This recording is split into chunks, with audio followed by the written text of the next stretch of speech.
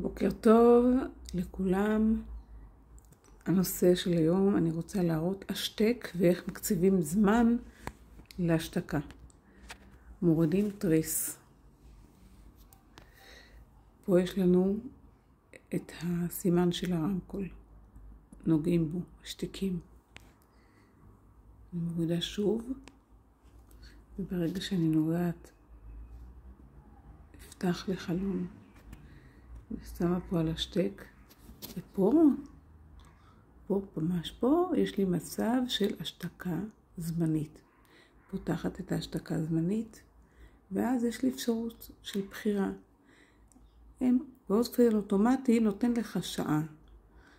אני יכולה לגעת בזה, ואז אני יכולה גם לבחור שעה, שעתיים, מותאם, כמה אני רוצה, פחות משעה. אתם רואים? נגיד אני רוצה להשתיק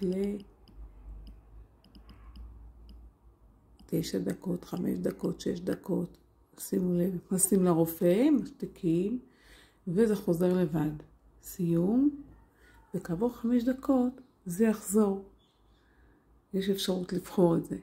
אם אני רוצה שבאופן קבוע אני אשתיק וזה יחזור אחרי 5 דקות, אז אני אחזור עכשיו חזרה למסך הרגיל, וזהו. כשאני אשתיק זה יחזור על 5 דקות. אבל אם אני רוצה שאני אוכל להמשיך לבחור מתי אני רוצה וכמה להשתיק, אני סוגרת את זה. ואז זה לא עובד. אוקיי? ואני חוזרת למצב הצליל הרגיל שלי. וזה הכל להפעם. ביי ביי.